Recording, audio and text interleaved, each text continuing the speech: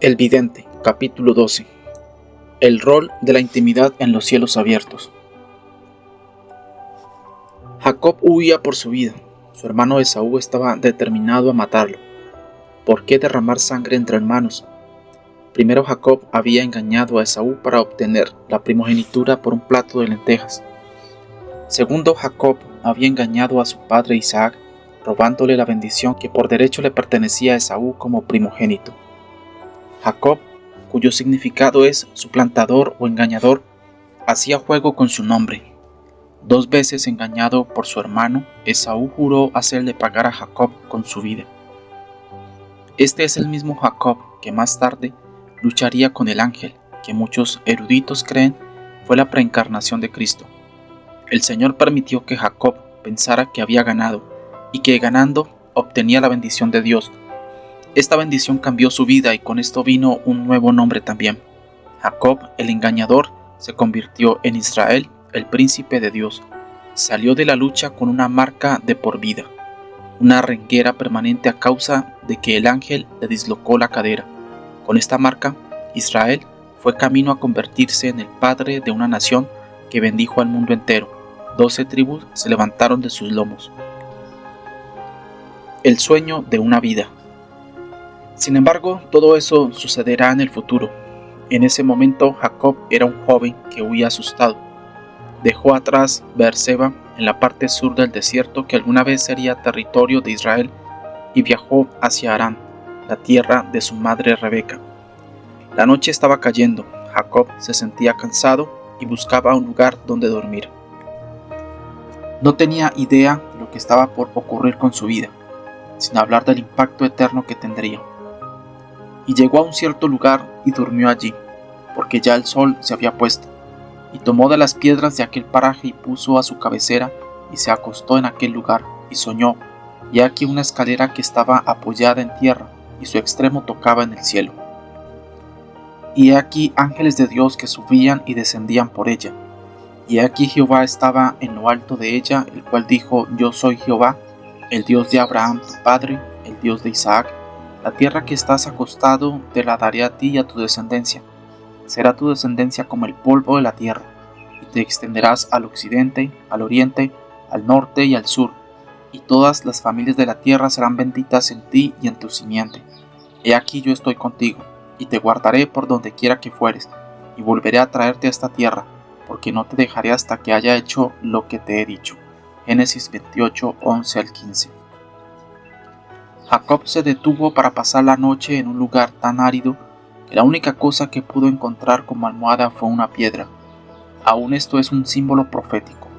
Jacob apoyó su cabeza sobre una piedra, y Jesús, Yeshua, es la roca de nuestra salvación. Los que lo conocemos somos llamados a ser piedras vivas. Jacob apoyó su cabeza y fue catapultado a una nueva dimensión. Recostándose para dormir, Jacob tuvo un sueño, pero no fue un sueño común. Ese sueño fue de una proporción increíble y cambió su vida. Como Jacob, solo una noche que pasemos en la presencia revelatoria de Dios, solo una impartición de revelación puede cambiar nuestras vidas para siempre, más que muchos años de aprendizaje y esfuerzo personal. Cuando Dios cambia nuestras vidas, entonces Él puede cambiar a otros a través de nosotros. Tal fue el caso de Jacob. En el sueño de Jacob vio una escalera que iba de la tierra y su extremo llegaba hasta el cielo, con ángeles que ascendían y descendían por ella. Lo que realmente cautivó su atención, sin embargo, fue esa visión del Señor parado al fin de la escalera. Jacob vio directamente el cielo. ¿Quién de nosotros podría ver una cosa así y no ser cambiado? Experimentó el cielo abierto, tal como vimos en el capítulo 8, en el cual vio una manifestación visible de Dios. Una de las principales características de un cielo abierto es que amplía nuestra visión de las actividades que tienen lugar allí y aún a veces una imagen de la persona divina. Mientras Jacob miraba asombrado y probablemente petrificado del miedo, el Señor le habló. Le reiteró las promesas que ya le había dado a su padre Isaac y a su abuelo Abraham. La tierra en la cual Jacob ahora reposaba iba a ser suya y de sus descendientes para siempre. Aquí estaba Jacob, un fugitivo y vagabundo con quizás algo más que las ropas que llevaba puestas, camino a convertirse en el padre de una gran nación. Dios le aseguró que él estaría a su lado doquiera que fuera. Según esa promesa, cuando Jacob regresara a su tierra, no solo sería un hombre de gran riqueza y prosperidad, sino también alguien que conocía íntimamente a Dios. La puerta del cielo. No hay necesidad de decir que Jacob estaba inundado de temor y asombro por lo que vivió esa noche. Y despertó Jacob de su sueño y dijo: ciertamente Jehová está en este lugar, y yo no lo sabía. Y tuvo miedo y dijo: cuán terrible es este lugar. No es otra cosa que casa de Dios y puerta del cielo. Y se levantó Jacob de mañana, y tomó la piedra que había puesto de cabecera, y la alzó por señal, y derramó aceite encima de ella, y llamó el nombre de aquel lugar Betel, aunque Luz era el nombre de la ciudad primero. Génesis 28, 16 al 19. Cuando Jacob se acostó para dormir aquella noche, no tenía ni la más remota idea de dónde estaba. Su sueño cambió su perspectiva por completo. Lo que parecía nada más que un lugar seco, rocoso y estéril, se transformó en un lugar santo, la casa de Dios y la puerta entre el cielo y la tierra. Jacob se alejó de esta experiencia con sus sentidos abiertos a las realidades espirituales. Una vez que vio las cosas desde el punto de vista celestial, su perspectiva cambió completamente. Hay una lección aquí para nosotros. ¿Cuántos de nosotros hemos visto a nuestros barrios o la ciudad en que vivimos como nada más que un desierto árido o un lugar seco y rocoso, tan poco atractivos como las sobras de la comida de ayer? Con mucha frecuencia maldecimos el lugar de nuestra misión, porque no podemos verlo a través de los ojos de Dios. Cuando nos mudamos de la tierra de los profetas de Kansas City a Nashville, tuve un tiempo difícil de adaptación. Sabía que el Señor nos había guiado a una nueva tierra de promesas, pero los primeros 2 años simplemente no pude acostumbrarme. Caminaba de un lado a otro, clamaba en las noches por respuesta. Constantemente me preguntaba a mí mismo y a Dios, ¿por qué este lugar se llama la ciudad de la música? Cuando en cada cuadra por medio hay edificios de ladrillos que son solo iglesias legalistas, donde no suena ni una nota musical. En ese tiempo las autoridades en lo profético más reconocidas nacionalmente evitaban ir a Nashville o ser estorbadas por el espíritu sordo y mudo que parecía permear hasta la tapa de la Biblia. Así que decidí pasar tiempo con el Señor para recibir su opinión acerca de esta situación. Le pedí al Espíritu Santo que me concediera experimentar el sentarme con Cristo en lugares celestiales para obtener su perspectiva. Eventualmente recibí el don redentivo de Dios para comprender mi nueva tarea. Los alrededores no habían cambiado todavía. Dios no había cambiado su decisión. ¿Qué cambió? Yo cambié. Cuando esta transformación interna tuvo lugar, la fe se elevó desde adentro de mí para ayudarme a cambiar la ciudad de la música en la ciudad de adoración para el mundo. Sí, podemos tener la mente de Cristo y creer y actuar consecuentemente. De igual manera, Jacob se levantó de su sueño con una perspectiva diferente. ¿Qué cambió? No cambió su medio ambiente físico, todavía estaba cercado de rocas y tierra estéril. El cielo no había cambiado, era tan eterno e inmutable como siempre. Era Jacob el que había cambiado. El cielo abierto en este sueño le había permitido ver su realidad terrenal desde un punto de vista celestial. Eso siempre cambia la manera en que vemos las cosas. Ciertamente el Señor estaba en este lugar y yo no lo sabía. Tal vez usted también necesita tomar un poco de tiempo y sentarse con Cristo Jesús y recibir su visión celestial acerca de su misión actual. A través de un cielo abierto, Jacob recibió un momento de revelación que cambió su vida y su evaluación de la situación. Proféticamente recostó su cabeza sobre la roca que es Cristo, y la revelación descendió y cambió su desierto en Betel, la casa de Dios. Para Jacob, un cielo abierto fue la llave de la intimidad, del conocimiento y la comunión con Dios. Como creyentes, todos nosotros, seamos líderes o no, necesitamos alcanzar la perspectiva de Dios. Cuando lo hagamos, toda nuestra concepción, actitud y perspectiva cambiarán. Obstáculos imposibles de superar se convertirán en meros desafíos para enfrentar. En fe, comenzaremos a llamar lo que no es como si lo fuera. Ahora, yo amo mi asignación actual.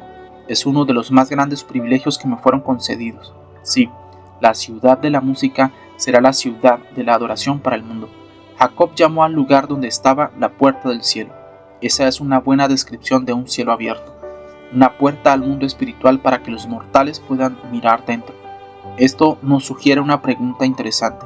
Si había puertas del cielo sobre regiones geográficas específicas en los días de Jacob, ¿no habrá lo mismo hoy? He aquí, los cielos fueron abiertos. El bautismo de Jesús fue una ocasión para otro evento de cielos abiertos. Aunque los 4 evangelios registran el bautismo de Jesús en una forma u otra, Mateo provee el relato más vívido. Entonces Jesús vino de Galilea a Juan al Jordán para ser bautizado por él. Mas Juan se lo oponía diciendo: yo necesito ser bautizado por ti, ¿y tú vienes a mí?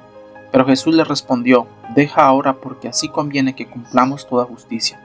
Entonces le dejó, y Jesús, después que fue bautizado, subió luego del agua, y aquí los cielos le fueron abiertos, y vio al Espíritu de Dios que descendía como paloma, y venía sobre él.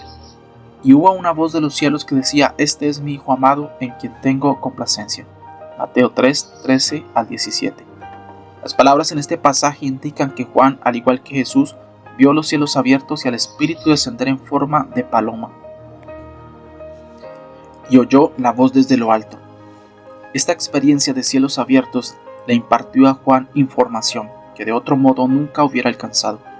Según sus propias palabras, sin embargo, Juan estaba preparado de antemano para que cuando tuviera la experiencia supiera lo que significaba. El siguiente día vio Juan a Jesús que venía a él y dijo: he aquí el Cordero de Dios que quita el pecado del mundo.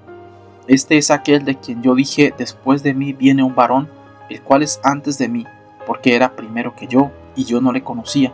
Mas para que fuese manifestado Israel, por esto vine yo bautizando con agua. También dio Juan testimonio diciendo: vi al Espíritu que descendía del cielo como paloma y permaneció sobre él. Y yo no le conocía, pero el que me envió a bautizar con agua, aquel me dijo: sobre quien veas descender el Espíritu y que permanece sobre él, ese es el que bautiza con el Espíritu Santo. Y yo le vi y he dado testimonio de que este es el Hijo de Dios. Juan 1, 29 al 34. Juan el Bautista vio en el reino espiritual y discernió que una señal sería dada. El Espíritu Santo no descendería solamente, sino que iluminaría a Jesús, o en las palabras de Juan, permanecería sobre él. Los cielos efectivamente se abrieron, el Espíritu de hecho descendió, y la voz de Dios habló desde lo alto: este es mi Hijo amado, en quien tengo complacencia. El Espíritu descendió y permaneciendo era la señal profética que capacitaba a Juan para reconocer al Hijo de Dios y para saber que este hombre era diferente de cualquier otro que hubiera nacido jamás de una mujer. Con mentalidad celestial. Hoy nuestra necesidad desesperada es estar tan hambrientos por Dios que clamemos por cielos abiertos que vengan a nuestras vidas, familias y ciudades. ¿Cómo necesitamos que la escalera de Jacob descienda nuevamente, no solo por una noche, sino en forma permanente? Muchos de nosotros morimos de hambre por el pan del Espíritu. Clamemos que Él venga no solo a iluminar, sino también a permanecer, una presencia manifiesta del Señor en medio de nosotros. La intensidad de nuestra hambre es directamente proporcional a la distancia de nuestro alcance de Dios. En el momento en que comenzamos a sentirnos satisfechos, es cuando Dios nos envía un recordatorio de cuánto más necesitamos todavía de Él. Su deseo es crear en nosotros una mayor desesperación, que despertará un hambre más feroz, que a la vez nos llevará a un mayor alcance. No es que Él está lejos, porque siempre está cerca. El tema es nuestra necesidad de cielos abiertos de nuevo, aquí mismo, ahora mismo. Creo que estamos entrando en una nueva era apostólica, cuando los cielos van a abrirse de par en par. Habrá enseñanza, revelación, expresión y experiencias de esto en una escala no vista desde los días del Nuevo Testamento, si es que lo hubo así. Hogares, familias, congregaciones, parques, hospitales, municipalidades enteras, todo se preparará para las manifestaciones de los cielos abiertos. Tengo confianza en ello porque creo firmemente que los cielos abiertos se posan sobre las ciudades. Lo experimenté en mi propia vida. Michelle Ann y yo lo vivimos durante semanas en nuestro hogar. Por lo tanto, tengo fe de que esta influencia divina será extendida sobre regiones enteras por periodos prolongados. De todos mis años de viajes a muchas naciones, de ser parte en ayudar a encender fuegos en muchos lugares y de entrevistar y andar con muchos prendedores de fuegos, aprendí un principio muy importante. Antes de que haya cielos abiertos sobre una congregación, ciudad o nación, primero debe haber cielos abiertos sobre una persona. ¿Qué clase de persona puede tener los cielos abiertos sobre ella? Tendrá que ser alguien totalmente entregado al Señor, alguien que esté absolutamente consumido por Jesús. Son aquellos de los cuales el viejo dicho de la iglesia dice tienen una mente tan celestial que no sirven para la tierra. Esta declaración no es verdad exactamente. Por cierto, creo que el tiempo la modificó un poco para decir que los visionarios que están radicalmente comprometidos con Jesús tienen una mente tan celestial que son inmensamente necesarios en la tierra. Cuando los cielos se abren sobre individuos, ellos llevan esos cielos abiertos donde quiera que vayan y son cambiadores del clima espiritual. Se convierten en hacedores de la historia. Dios busca candidatos en esta generación que se sentarán con Cristo en lugares celestiales y atraerán el destino y el diseño de Dios a la tierra. Pasó siempre en todos los avivamientos históricos. Estoy hablando de personas como Charles Finney y Evan Roberts. Gente de cielos abiertos. Charles Finney, el evangelista y figura prominente del avivamiento del siglo XIX, caminaba debajo de cielos abiertos. No sé si las ciudades enteras eran dominadas por el cielo abierto de una a la vez o no, pero esto sé, él llevaba los cielos abiertos donde quiera que iba. La unción en su vida era tan fuerte que entraba en una fábrica y antes que pudiera decir una palabra, la gente empezaba a llorar y caían bajo una fuerte convicción de pecado. Hombres, mujeres, varones y niñas se arrepentían de sus pecados y se volvían a Jesús a izquierda y derecha. Finney tuvo sus críticos, pero también tuvo excelentes resultados. La gente que venía a Finney se posicionaba debajo del cielo abierto y muchos de ellos fueron cambiados de por vida. Algunos señalan que este fenómeno no es bíblico, al contrario es muy bíblico, se llama presencia de evangelismo. Es ser un portador de su presencia infecciosa. Los métodos cambian, las audiencias cambian, la cultura y moral social cambian, pero la naturaleza humana no. Todos los seres humanos somos iguales, ya que compartimos una naturaleza pecaminosa en común. Por esta razón el mensaje del Evangelio nunca debe cambiar. No importa cómo alteremos nuestro acercamiento o modifiquemos nuestros métodos para alcanzar a la gente para Cristo, la cosa que nunca debe cambiar es nuestro mensaje. La palabra de Dios es siempre la misma, es asombrosa y completamente suficiente. No hay verdad más profunda que Jesucristo crucificado, levantado de entre los muertos y que regresará un día para buscar a su novia, la iglesia, que lo principal siga siendo lo principal. Evan Roberts era un joven galés de 26 años, cuando los cielos se abrieron sobre él y empezó a caminar bajo una poderosa unción. El gran avivamiento que vino a Gales en los primeros años del siglo XX no comenzó con un cielo abierto sobre una iglesia o una ciudad, comenzó sobre un hombre joven que fue obediente al llamado de Dios en su vida y que estaba hambriento porque el Espíritu de Dios se moviera con poder. Con el correr del tiempo, donde sea que Evan iba, los cielos abiertos lo seguían. Sus reuniones no eran las típicas de ese momento, eran más parecidas a lo que llamaríamos reuniones de adoración y oración. En un sentido muy real, el avivamiento galés fue de adoración. Las canciones abundaban. Los galeses tienen una tradición rica y abundante en el canto de himnos. Los grandes himnos y otras canciones de adoración crecieron hasta impactar al mundo entero. La oración intercesora también fue el centro de las reuniones de Roberts. En un servicio típico, él hacía que la primera persona se parara y orara: envía al Espíritu Santo en el nombre de Jesucristo. Esta persona se sentaba y la de al lado se ponía de pie y oraba la misma oración: envía al Espíritu ahora en el nombre de Jesucristo. Roberts iba de una persona a la otra y todas se ponían de pie y oraban de la misma manera. A unas personas que nunca habían orado públicamente se paraban y pedían al Señor que enviara su Espíritu. Si el Espíritu no había manifestado su presencia para el tiempo en que la primera fila había terminado de orar, Roberts seguía con la segunda. Luego de que cada uno oró, si el Espíritu todavía no había venido con convicción, poder y presencia manifiesta, si la gloria de Dios no se había mostrado aún, Roberts simplemente empezaba de nuevo. En la segunda vuelta, sin embargo, él le daba a la gente una segunda oración. Esta vez, cuando se ponían de pie para orar, él decía: envía al Espíritu ahora más poderosamente en el nombre de Jesucristo. Era un intento simple pero ungido, y Dios lo respondía de una forma poderosa porque los cielos estaban abiertos sobre este hombre. Aquellos que se le acercaban atrapaban las bendiciones.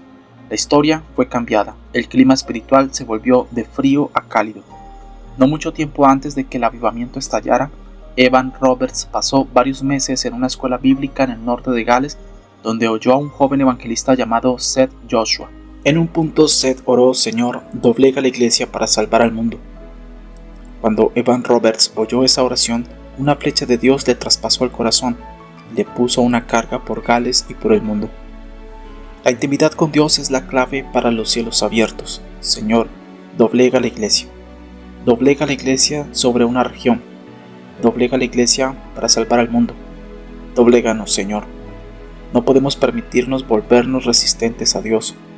Una vez que lo veamos, cuando Él se revele a nosotros, seremos completamente liberados. Cuando veamos al que está en el extremo de la escalera, seremos radicalmente, totalmente entregados a Él. Ese es mi objetivo: verlo, conocerlo, ser como Él, convertirme en una puerta para otros. Omnipresencia versus presencia manifiesta. En su libro tan inspirador El secreto de las escaleras, Wade Taylor identifica las diferencias entre la omnipresencia y la presencia manifiesta del Señor. Muchas personas no son capaces de diferenciar estos dos aspectos de su presencia. Primero está su omnipresencia, la cual llena los cielos y la tierra, y tiene que ver con nuestra salvación y su obra externa en nuestras vidas. Esto habla de la incondicional presencia permanente del Espíritu Santo dentro de nosotros. Segundo está la venida del Señor a nosotros como persona, teniendo intelecto, voluntad y emociones. El Señor está ansioso de venir a nuestra cámara íntima, de darse a sí mismo a nosotros en comunión y luego guiarnos hacia arriba, a sus cámaras, donde nosotros nos damos a Él en la conclusión de sus propósitos. Esto habla de una visitación condicional del Señor a nosotros y se la llama su presencia manifiesta. Este primer aspecto de su presencia es general y se refiere a su gracia redentora. ¿No lleno yo, dice Jehová, el cielo y la tierra? Jeremías 23:24. El segundo aspecto de su presencia es específico y se refiere a su persona. Ver Cantar de los Cantares 2:9. En el Evangelio de Juan, Jesús expresa las condiciones que le permiten manifestarse personalmente a nosotros. El que tiene mis mandamientos y los guarda, ese es el que me ama, y el que me ama será amado por mi Padre, y yo le amaré y me manifestaré a él. Le dijo Judas, no el Iscariote: Señor, ¿cómo es que te manifestarás a nosotros y no al mundo? Respondió Jesús y le dijo: el que me ama, mi palabra guardará, y mi Padre le amará, y vendremos a él y haremos morada con él. Juan 14:21 al 23. A la edad de 7 años. Cuando nuestro hijo mayor Justin no tenía siquiera 7 años, tuvo un encuentro profundo con Dios. Estaba dormido en la cama de arriba y su hermano menor, Tyler, de casi 3 años de edad, dormía en la cama de abajo. De pronto Justin fue despertado. Sus ojos estaban abiertos en el espíritu y veía nubes que llenaban el cuarto. El trono de Dios estaba en medio de las nubes y había 4 criaturas raras alrededor. Una escalera se desplegó desde el cielo y bajó hasta su habitación, y un ángel por vez descendía llevando fuego en sus manos. El ángel soltaba el fuego y luego ascendía nuevamente por la escalera. Otros también repetían la acción. Finalmente el último ángel descendió al cuarto llevando una carta en su mano. El mensajero celestial depositó la carta en la cómoda y ascendió por las escaleras hasta internarse en las nubes. Justin entonces vio cómo las nubes que envolvían el trono desaparecieron de su vista natural y espiritual. Sin embargo, una cosa permaneció al alcance de su vista: la carta que fue dejada sobre la cómoda para que un niño de 7 años la leyera. Él miraba fijamente ese papel del cielo que decía: ora por tu papá. Embajadores angelicales enviaron un mensaje a un niño de 7 años, invitándolo a participar de los planes de Dios. El cielo quería las oraciones de Justin. El Señor sabía que su papá necesitaba algo de fuerzas, ya que estaba involucrado en un asunto de intercesión de enormes proporciones en otra ciudad. El cielo también estaba esperando sus oraciones. Las invitaciones todavía son enviadas. Está dispuesto a responder. Una puerta en los cielos. El apóstol Juan recibió una visión de cielos abiertos en la cual vio al Señor. Su experiencia llegó casi al final de una vida de fidelidad y servicio obediente a Cristo y a su iglesia. Mire la descripción.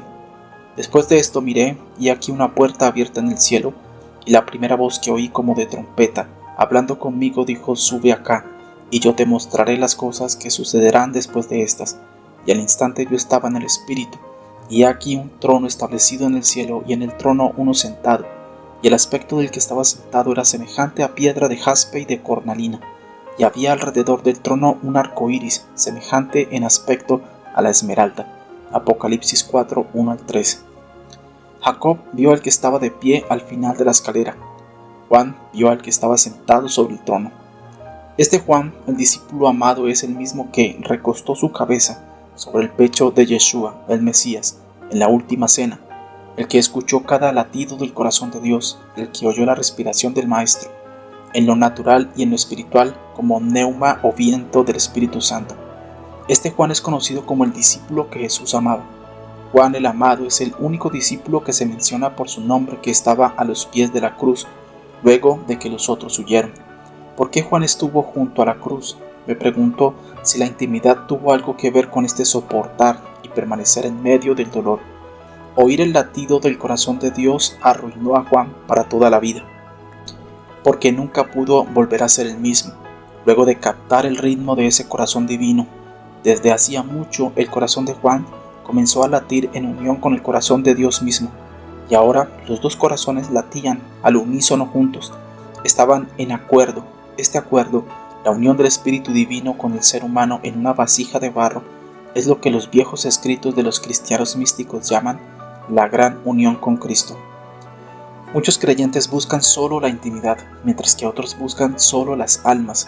No se trata de esto o aquello, hay un puente que une a ambos, una fuga entre los cielos abiertos.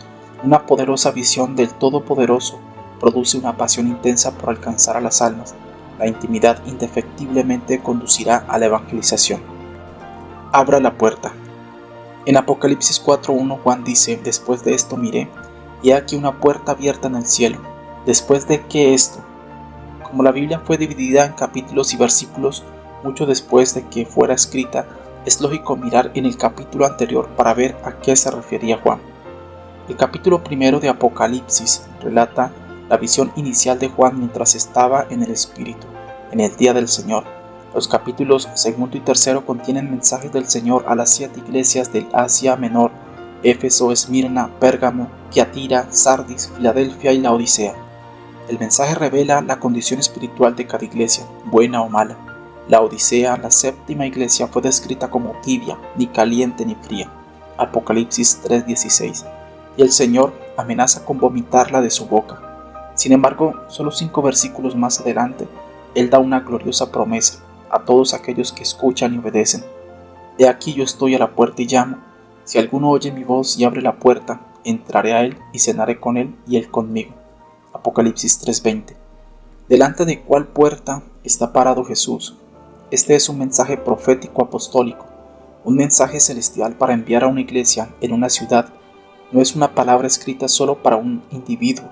Ciertamente la invitación que Jesús hace aquí se aplica a individuos, así que es bastante apropiado usar este versículo para evangelismo, como de hecho se hace. No obstante, según el contexto, la palabra es para un grupo, es corporativa. Apocalipsis 3:20 es una palabra apostólico acerca de la voz del Espíritu Santo parado frente a una ciudad.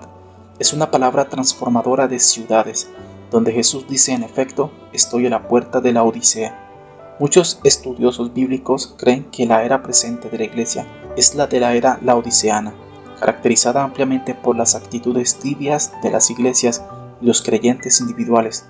Si queremos puertas y cielos abiertos, entonces tenemos que hacer lo que antecede, lo que viene primero. Si queremos la puerta del cielo abierta, tenemos que abrir primero la puerta que Jesús golpea en la tierra. Las vasijas de barro deben responder al persistente y amoroso llamado de Dios. Cuando respondemos, Dios responde. La intimidad con Él es la llave que abre la puerta del cielo.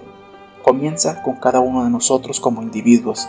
Recuerde que un cielo abierto sobre un territorio viene primero sobre una persona. Sin embargo, el objetivo del Señor va más allá. Él desea ciudades y naciones enteras. Jesús dice: yo estoy a la puerta de cada ciudad y llamo. ¿Hay alguien, un cuerpo de Cristo en esa región, que me abra la puerta y me deje entrar? Son los porteros en esta ciudad quienes están tan desesperados que no les importa qué edificio se construye mientras que sea la casa de Dios. A veces las verdades simples son pasadas por alto. Usamos este versículo para salvación individual y está bien. Sin embargo, el contexto indica que es una invitación apostólica para la transformación de ciudades enteras. Jesús está a la puerta de nuestras iglesias y ciudades y golpea. Él es un Dios persistente y amoroso y continuará llamando. ¿Quién responderá? Si la gente que está detrás de una puerta dice que no, irá a otra y a otra y a otra. Seguirá llamando hasta que alguien le abra y lo deje entrar. Él quiere entrar y tener comunión con su pueblo. A menudo lo tratamos como si fuera un invitado, pero Él es el dueño de la casa. Él quiere entrar para tener algo más que un buen servicio. Desea habitar entre su pueblo. Entonces no nos sorprendamos cuando acabe invadiendo un lugar que nadie espera. Algún alma hambrienta detrás de la puerta estará clamando: oh Señor, envía tu Espíritu ahora por Jesucristo. Envía tu Espíritu, Señor, poderosamente en el nombre de Jesucristo. Su promesa es para todos, individuos, familias, comunidades. Es una promesa de transformación de ciudades. Abre la puerta, dice Jesús, y yo entraré y cenaré contigo y tú cenarás conmigo. Él dice: abre la puerta y me sentaré a tu mesa y cenaré contigo. No es una visita rápida, estoy aquí para quedarme. ¿Qué oyes? ¿Alguien oye el llamado? Jesús está golpeando insistentemente. Él llega a las ciudades y llama. Muchas de ellas simplemente dicen ve a otro lugar y pierden la bendición de su visitación. Él va a la próxima ciudad y a la próxima. Busca personas hambrientas de ser parte de la revolución profética y de una reforma apostólica. Busca porteros de su presencia. Aquellos profetas y videntes apasionados por Jesús que digan: oh Jesús, haz lo que quieras hacer y no nos pases por alto. La intimidad es la clave que abre los cielos sobre ciudades enteras. Sucedió antes y puede volver a suceder.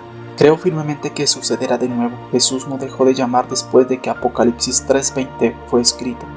Ha llamado por más de 2000 años y hoy está a la puerta de las ciudades del siglo XXI y preguntando: ¿quién responderá? Estuvo a la puerta de una pequeña nación llamada Gales y alguien respondió. Estuvo a la puerta de la ciudad cosmopolita de Los Ángeles y alguien respondió. Estuvo a la puerta de las diminutas Islas Hébridas y alguien respondió. Estuvo a la puerta de Shantung en China y alguien respondió. Jesús llama de nuevo, golpea pacientemente.